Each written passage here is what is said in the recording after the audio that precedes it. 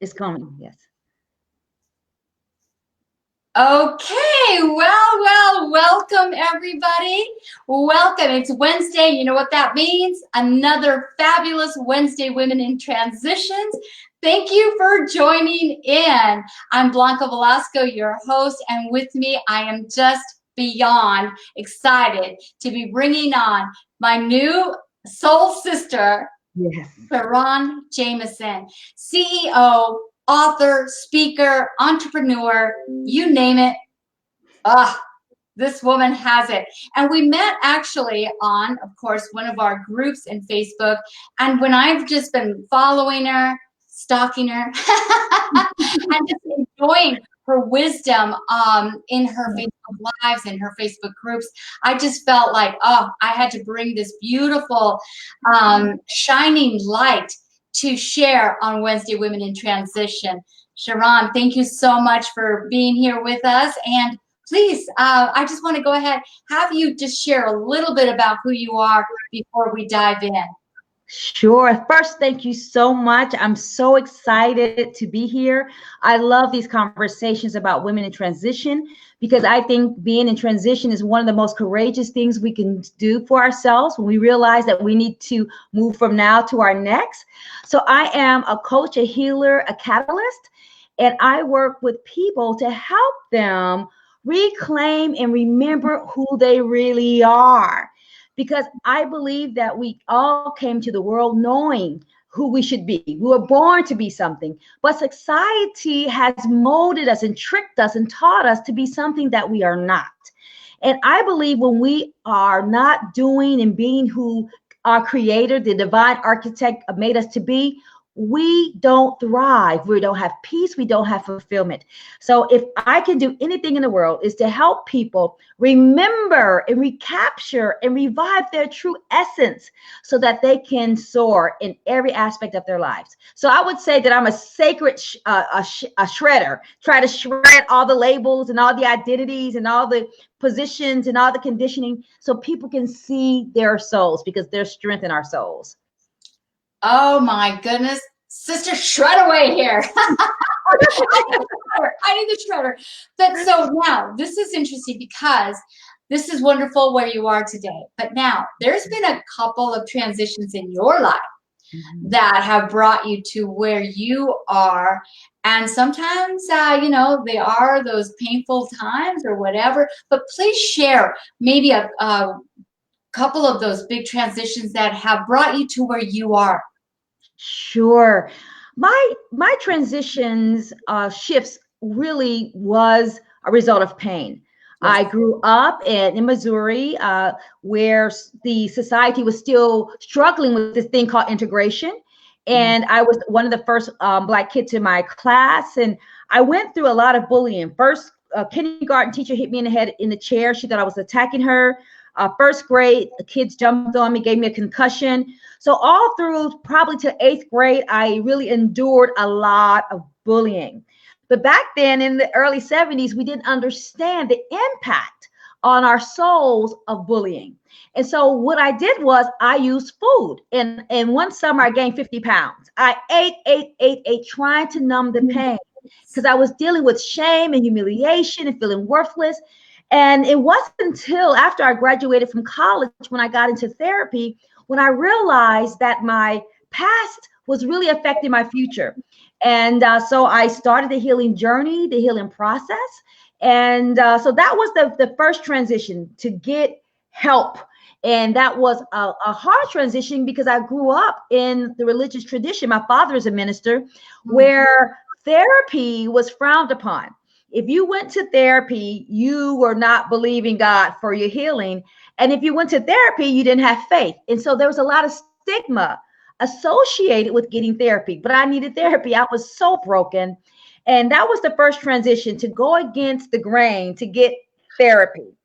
And then my second transition probably came in my mid-30s when I realized that I was tired of following traditions and not following my truth.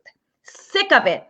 And so I made the transition. I made the decision to live my own life, which meant that I started to redefine who God was to me and how I was going to serve and understand God.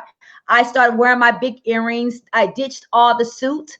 I start being really activating my other gifts. I'm in corporate America. I was in corporate America, but I realized I wanted to do the ministry. I wanted to write. I wanted to speak. I wanted to personal train. And I started understanding that I did not have to be one thing. Society said that, but I was created to activate all my gifts. And so I just said, I will not ask for permission. And I really started to stand in my power. And that meant that I had to deal with a lot of loss. And one of the things that I lost for a while was my family, because I was a Christian, but I married a Muslim initially. And so I lost my family, first marriage, and my family didn't accept the second marriage. But I learned that it's something very courageous when you follow your own conscience and not the crowd. And even when I made bad decisions, they were my decisions. And that was my second major shift, to trust myself, to believe myself, to depend on myself, and to know that with God and my gut, and then after all that with Google, between God, gut, and Google, I had everything that I needed to be the highest version of myself. So that's my transition from pain to power, to self-realization, to self-acceptance, and understanding that I didn't need validation. Oh my God. And that's huge. And to have that at such a young age. I mean, like everything that you've shared a little bit, and like I said, I've followed some of your teachings and I've watched your lives, and you know, I had the same similar being a young one, being the only Hispanic little girl in kindergarten, knowing, and for me, I didn't understand English, so I didn't speak any English. I would say yes, I think so, yes, I think so, no, and knowing the teacher didn't like me, but I didn't know why. Yes. Right? And the other kids, and being just so separate and different. And so you've been able to take that and learn and grow and go through that with the whole separation of the family. I mean, that's huge, because for me, it was like, if you don't do this, you're no longer part of the family. And, and for me, there were some things I did because I needed to stay. Absolutely. Until we break free. So your journey and your story, you're now an author. Yes. A speaker. And how are you reaching your tribe? Yes, it's interesting. I'm still in corporate America also, and I'm realizing that who I'm speaking to is evolving as I evolve. Yes. That's really interesting. When you grow, who you attract grows. So I'm attracting two different markets, which is really interesting. One is that over 50 market, because I think we are those last baby boomers, and we grew up in a culture that there were rules and norms about what it meant to be women. Women did this and men did that. And there's a group of us that we realized as baby boomers that we lived our lives based on paradigms that did not honor our uniqueness and honor our truth. So I work with people who are willing and ready to forget all of the expectations and the cultural norms and the historical paradigms and the generational wounds, and really get into who they are, and they are defining that. So it is amazing to see people leave professions. I have a couple of clients who are doctors who are leaving to be artists. I have people who are leaving law and becoming ministers. I have people who are ministers who are going back to medical school at 40 and 50 years old. So I see people making this transition because they didn't have the power nor the support to make those decisions. Saying no was hard back then. And so I seem to be attracting that over 50 to let people know we still can be brilliant and beautiful and sexy and spiritual all together. We don't stop being sexy and women because we're over 50. I feel like now we have that wisdom to win, and we got a little gray hair, or we have a little less hair, but so what? So that's one group that I'm really starting to attract, that I'm so grateful for. Then there's another group that I'm really spending time with, and that's women who are in corporate settings, women of color, Latina, Black women in color in the corporate setting, because there's so many challenges. with racism and sexism, in the intersection of racism and sexism that prevents us from climbing the corporate ladder. And so I help women deal with some of those microaggressions that happen, those code switching, and all the ways that we have to play these gymnastic games to be in corporate settings, and to teach people how to be in those settings and how to swim in toxic water in a way that you don't have to betray your souls. And so it's another way of showing up as your authentic self and learning how to be effective without denying your culture, because our culture is what gives us power. We see the world differently. We not only deserve a seat at the table, we earned that seat at the table, and we have to bring all of who we are, because if not, the corporations will suffer when they don't have the Latino perspective and the Asian perspective and the women perspective and the LGBTQI perspective and the older people's perspective. You need all of our perspectives to make the decisions rich. And so that's what I'm doing with that population, because I've been in corporate America almost 34 years and had to survive being the only one. And I know how difficult it is to be the only one and to try to perform in the midst of these social stereotypes that really prevent you from ascending. I tell people, one thing I know about being a woman of color is that we're climbing the ladder, but we're climbing a broken ladder. So our ladder is broken, and so we're trying to climb a broken ladder, and you have to be agile and courageous to do so that you can get to the zenith, whatever that means. So that's what I'm doing. Those are my two markets, and they are evolving, and I'm excited because I feel that it's something about the wisdom of 40 and 50. And I'm in my mid 50s. There's something about that wisdom when you know who you are and you know who you are not, and you feel like you don't have to compete. You don't have to morph and contort yourself and try to put on these masks and these social costumes to be accepted. You realize you are acceptable just because you're a child of God. And it's a powerful place to be. Indeed. And so, you know where you've been, you know where you are. Where do you see yourself growing and going? I love that question. I see myself finding an intersection between spirituality and entrepreneurship. I believe that entrepreneurship is a way that we can not only contribute to the world, but it's a way that we're not limited to use our gifts. And I believe that women, we have so many different gifts that we have not even tapped into. And I'm just ready to discover who I am and to uncover all those buried gifts that I have not activated. And I think entrepreneurship allows you to develop an organization in a way that works with your lifestyle. Because something about, again, being over 50, we realize that we don't want to hustle. We want to be in flow. All of that hustling doesn't work because we did that. We raised the kids, we went to job, we did this, we did that. And we realized we didn't love it when we were 20 and 30, and we're not going to do it now at 50. And so I am excited about showing and learning and teaching and modeling how to be in that flow. That's one thing, but also how to live more holistically, how to combine your spirituality with your emotional health, with your physicality, with your financial abundance, so that you can live by your own paradigm. I'm all about liberation. And liberation means being liberated from principles and precepts and norms and conditioning, anything that expects you to shrink. And I'm ready to live big and live out loud. I don't know what that needs to look like, but I want to have a movement. One of my core classes is called Dare to Be Me. Yes.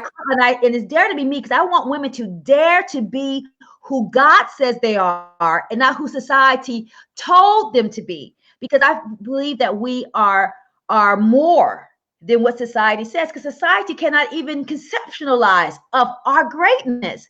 And if we can tap into who we are, You can be who you were born to be, not settle for who you have been bred to be, because we have been bred to be second class, especially in the intersection of women and being considered an other. So I'm ready to start a movement to let people know that they can depend on themselves and that they should dare to be all of who they are. And if they make mistakes, so what? You do what you want, you have a good result. That's a good outcome. And if you have a bad result, you have a good lesson. You're still learning. So there's no such thing as making mistakes in your evolution. Oh my gosh. It is like you are speaking to our souls, Sharon. It's just so beautiful because the beautiful thing about the movement that we're in right now, and I'm just so proud of Wednesday Women in Transition being part of that movement of women empowering each other, right? And it's like that movement that we're a part of right now. And like you said, it's like we're I love this multi-passionate entrepreneurs, you know, because there's just not one thing, but there's just so many parts of us that we have to embrace. And the thing is that we're learning, we don't do this alone. Yes. And that is so key. And it's so interesting. I think our generation, because there were not a lot of opportunities, we competed with each other. But I believe that collective wisdom always wins. Yes. Because I have a little piece of the pie, you have a little piece of the pie. And if we can understand that you being successful does not make my piece of the pie smaller, we can win. So the question is, how can we make the pie bigger so that everybody can self-actualize and contribute? How can we help people do what they were called to do and celebrate that? And how can we allow people to define their own brand of success so that they can soar? And I think that is so critical.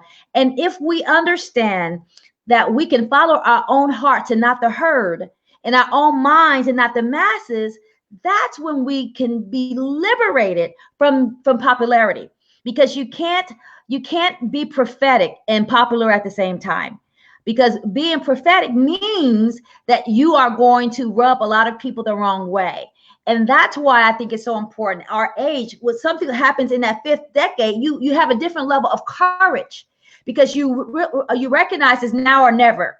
And after you have done what everybody else wanted you to do, you understand that if I rather make a mistake than to live with regret. And so I will have no regrets. Even if I mess up, I will have no regrets, because I did not do what I should have done, wished I would have done at 20, 30, in my early 40s, because I didn't feel proud and courageous enough. Now I'm like, if nobody else likes me, I'm my own best friend. And it's a very powerful place to be. Indeed. And that's something that has to be a learn, you know, that we go through this to learn, to continue learning and growing. So I just want to say, I would love to listen to you. I mean, I would just be sitting here and listening to you for the next hour, my sister. It's like, oh, I don't want this to end, but I appreciate your time and that of our viewers. I just want to say thank you so much for joining in. And my last question, Sharon, would be, there is that woman that is out there. She's just like mesmerized by the words you're saying. There is, you're speaking again to her soul, but there's something else that she's wanting from you. What would be that last bit of your golden bombshell that you can fill her with? What would be that one last thing you would give to her? I believe that the most important thing that we women need to know is that we are enough. That we came to the world loaded and encoded in our DNA to be great, to be brilliant, to be bold, to be beautiful. And we have to accept that we are enough. Because when you accept that we are enough and you're clear about who you are, that's when you can walk in courage. Courage responds to clarity. And so if I'm clear who I am and who I am not, that means I can stand, even if it means I have to stand alone. And standing alone is fine, because if you stand alone in your truth long enough, your tribe will find you and you will find your tribe. Truth always finds its tribe.